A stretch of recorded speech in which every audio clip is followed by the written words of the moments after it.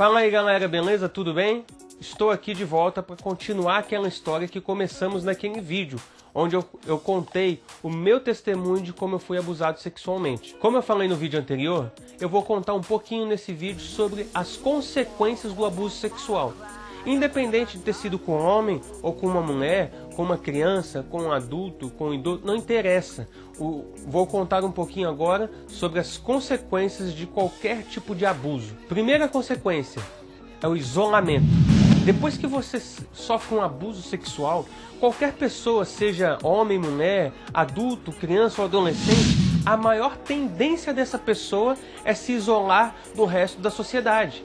Não que a pessoa vai se trancar no quarto e vai ficar isolada. Não, não é isso.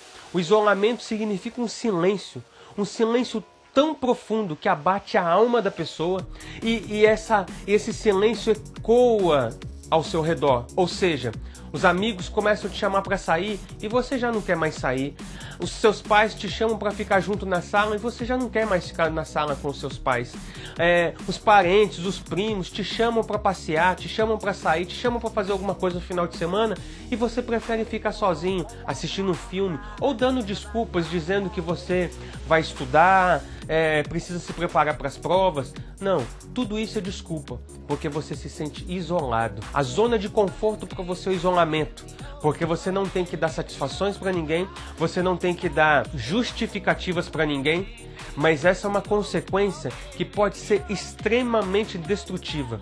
Por muito tempo em minha vida, eu fiquei isolado, eu me senti isolado dos meus 7 anos até os 14 anos, foi a época mais difícil da minha vida, porque eu entrei numa depressão por causa do isolamento.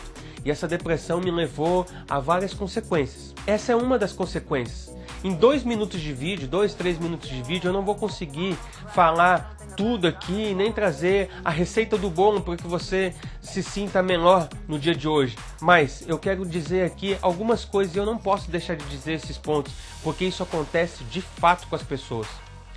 Número 2, sentimento de culpa. As pessoas que são abusadas sexualmente, elas têm sim um sentimento de culpa. Seja homem, seja mulher. Sabe por quê? Porque você, por mais que foi abusado, talvez de forma violenta, mas mesmo assim, a pessoa se sente culpada e a sociedade muitas vezes vai te dizer que você também é culpado. Ah, mas também aquela menina, olha só as roupas que ela estava usando, olha só o shortinho que ela estava usando, a mulher estava quase pelada. Esses tipos de sentimento e de pensamentos passam pela cabeça da pessoa que foi abusada. Sentimentos de culpa dizendo que, talvez eu fui o culpado. Mas eu aceitei o doce daquela pessoa. Mas eu aceitei o convite daquela pessoa. Mas eu aceitei. E você começa a se sentir culpado. Eu me senti culpado por muitos anos porque eu aceitei o convite daquele cara. Eu aceitei o convite e eu aceitei a ilusão daquilo que ele me falou.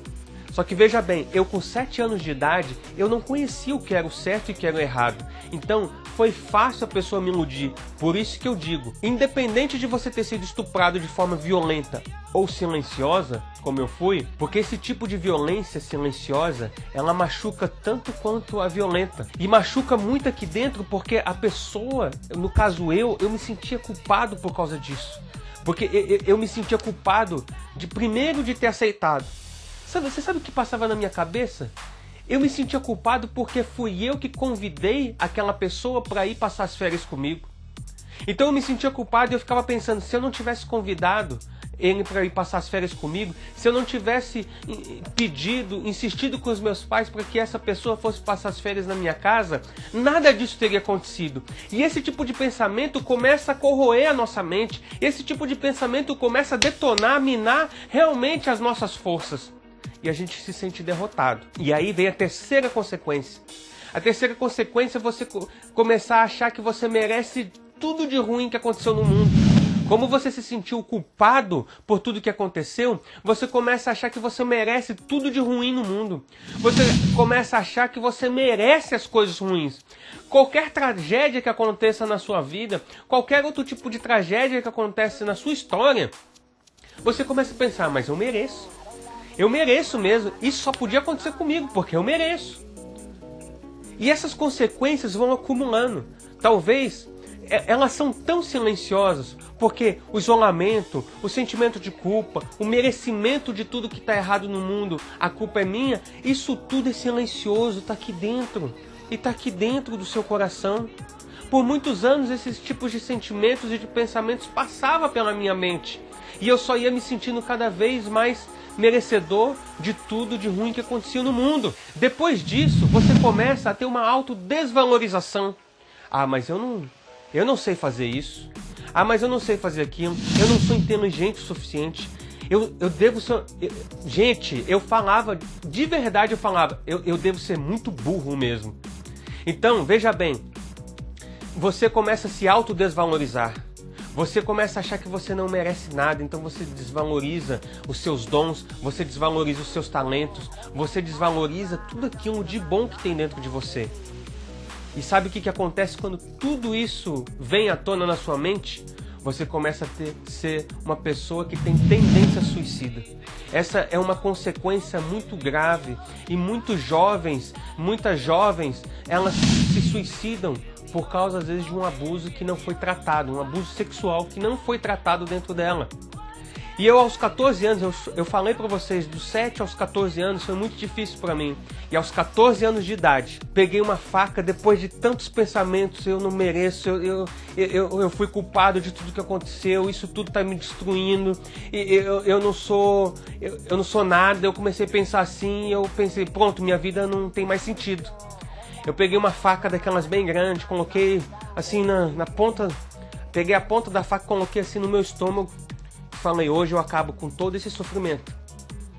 E fiquei ali, talvez minutos, talvez foram apenas minutos, mas para mim pareceram horas ali com a faca, assim, grudada na minha barriga. Mas eu não tive coragem. E eu confesso que eu não tive coragem mesmo. Porque se eu tivesse tido coragem naquela hora, talvez eu teria me matado. Mas hoje eu vejo que pela graça de Deus, pela graça divina do Deus Pai, porque Deus ele é um Deus Pai, Ele não deixou eu cometer aquela loucura. Sabe por quê? Hoje eu vejo, Ele não deixou eu cometer aquela loucura porque eu tinha uma missão. Eu tenho uma missão com você que está aí assistindo esse vídeo, para que você tenha coragem de se libertar de todos os traumas, porque eu estou falando de um abuso sexual, mas talvez o seu trauma seja uma violência física, não só uma violência sexual, mas talvez você apanhou muito dos seus pais, talvez você apanhou muito na escola, talvez você recebeu muito bullying na escola, sim, e não sabe mais o que fazer e está tendo todo esse tipo de sentimento, isolamento, sentimento de culpa, merecimento de tudo que está errado na vida, autodesvalorização, tendência suicida. E deixa eu te falar, você começa a se punir por causa disso.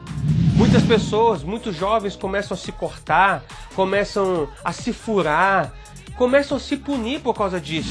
Começam a deixar de estudar para dizer que realmente não merecem estar naquela escola. Começam a parar de estudar para levar bomba nas provas, para se punir, para dizer, não, eu mereço mesmo, mereço repetir de ano, eu não mereço dar certo na vida, e a pessoa começa a se punir, a pessoa começa a se sabotar. Isso é muito sério, isso tem que parar. É para isso que eu estou fazendo esse vídeo aqui agora. E a sétima consequência que eu quero falar com você hoje nesse vídeo é sobre os vícios. Uma pessoa que foi abusada sexualmente ou que teve um trauma muito grave na infância ou na adolescência, a tendência dela é ser uma pessoa viciada.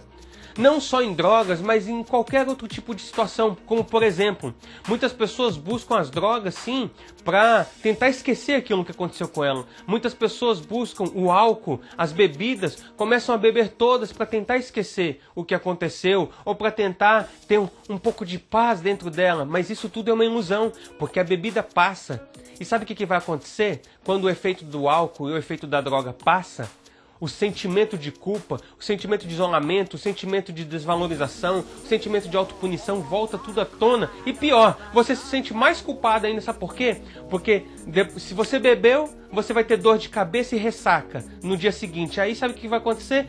Poxa, não devia ter bebido, começa a se culpar de novo. Depois que o efeito da droga passa, a mesma coisa. Você pode ter dor de cabeça, você pode ter náuseas, você pode ter... tá com o corpo todo dolorido e você começa a se sentir culpado de novo. Mas sabe qual que era o meu vício? Meu vício, eu cheguei a usar droga sim, usei muito tempo droga sim, mas meu vício não era droga, porque quando eu decidi parar, quando eu decidi mudar de vida, as drogas foi a coisa mais fácil do mundo de eu me livrar. Eu não estou aqui te incentivando a usar drogas, veja bem, mas no meu caso, as drogas não foram o meu vício. O meu vício principal era, desde os 7 anos de idade, eu comecei a me tornar viciado em pornografia. A pornografia tinha um efeito como se fosse a droga. Da mesma forma, quando eu usei maconha uma vez e eu senti um relaxamento tão grande, no momento que o efeito da droga estava, assim era a pornografia para mim.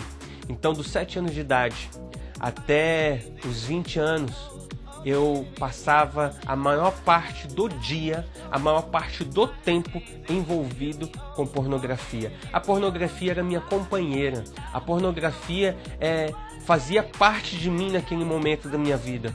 E isso tudo fez com que eu perdesse namoradas, isso tudo fez com que eu deixasse de aproveitar a vida, porque eu deixava de sair, eu deixava de passear para ficar trancado no meu quarto vendo pornografia. E olha só que naquela época era muito mais difícil do que é hoje, mas eu conseguia arrumar revistas, eu conseguia arrumar fitas pornográficas, eu conseguia. Porque quando você quer muito uma coisa, você consegue. Mas, independente de ser uma coisa boa ou ser uma coisa ruim, quando você quer muito uma coisa, você consegue. Mas você precisa entender que isso se torna um vício na sua vida. E todo vício, tudo aquilo que faz em excesso, prejudica, seja o corpo físico ou seja a mente. E aquilo já estava prejudicando tudo na minha vida. Até o dia que eu consegui entender que isso era um vício na minha vida. Isso não é fácil para mim estar falando aqui na frente de todos vocês, mas veja bem, eu preciso falar, eu preciso ser real. Chega de me esconder atrás das máscaras, porque eu sou essa pessoa, eu fui essa pessoa, mas hoje eu sou uma pessoa transformada, eu sou uma pessoa que fui restaurado por Deus, porque foi o próprio Deus que me ajudou em toda essa luta, e tive a força e o apoio de todas as pessoas que me amam. Esse vício quase destruiu o meu casamento, sabia? Por mais que eu te falei que até os 20 anos de idade eu era totalmente viciado em pornografia, depois eu me tornei viciado em sexo. E isso para mim foi muito difícil, porque dos 20 aos 22 anos de idade, quando eu conheci a minha esposa, eu vivia envolvido com ou pornografia ou orgias.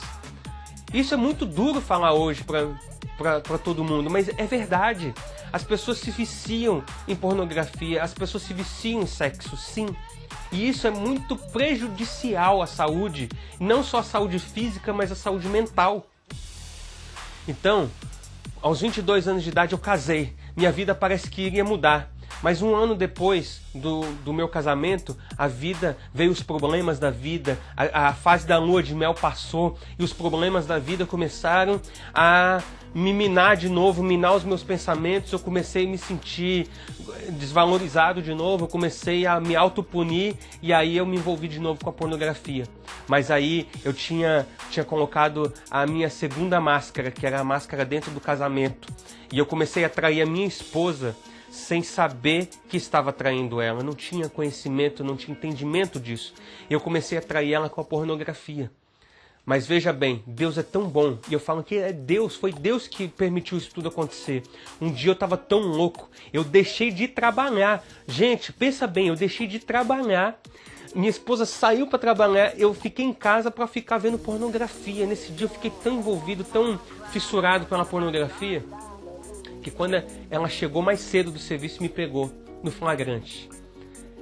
Foi duro. Aquele dia foi muito difícil para a nossa vida. Porque ela realmente se sentiu traída. E de fato ela foi traída.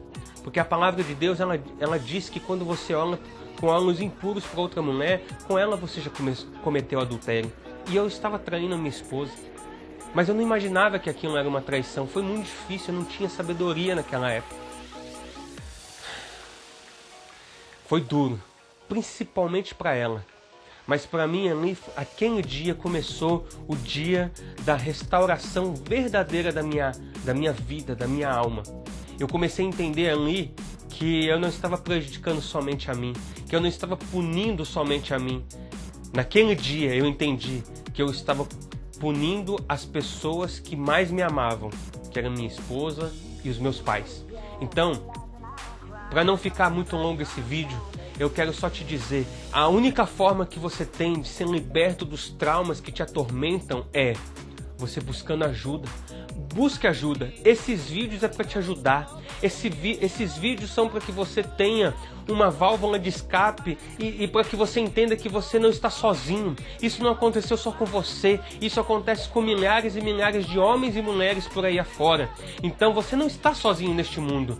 Você pode ter a minha companhia, você pode ter a minha ajuda, mas procure ajuda de um especialista, de um psicólogo, de um psiquiatra. Procure ajuda dos seus pais, das pessoas que mais te amam.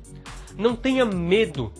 Talvez as pessoas não vão entender no início, talvez as pessoas não vão aceitar no início, mas o fato é que você pode sim sair dessa vida, você pode sim ser liberto desses traumas. Os traumas que te atormentam podem deixar de te atormentar, basta você dar o primeiro passo. E o primeiro passo é: não se esconda mais. Não se esconda mais no isolamento do seu mundinho e tenha coragem de, assim como eu, falar para todo mundo o que aconteceu, porque isso é libertador. A palavra de Deus diz: conhecereis a verdade vos libertará. A verdade é Jesus Cristo. Jesus Cristo entrou na minha vida e eu fui liberto sim. Mas a palavra de Deus ela é tão tremenda que ela fala que tudo que vem à luz, ela não consegue mais se esconder. Os seus traumas estão escondidos em meio à escuridão dos seus sentimentos. Mas traga esses sentimentos para a luz. Porque quando está na luz, ele não pode mais ficar escondido. E as pessoas ao seu redor vão saber. E as pessoas ao seu redor vão te ajudar. E você vai ganhar o apoio, o amor e o carinho deles. Eu tenho certeza disso. Então, conte comigo.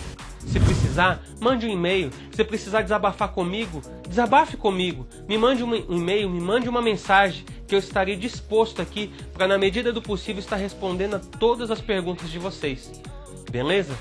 Eu te espero no próximo vídeo e vou orar para que você tenha coragem, tenha ousadia de tirar os seus traumas da escuridão do isolamento para a luz da liberdade que você pode encontrar tanto em Cristo Jesus, mas principalmente você ser uma pessoa livre para poder viver uma vida plena e cheia de sucesso. Um grande abraço do seu amigo Mori Veloso.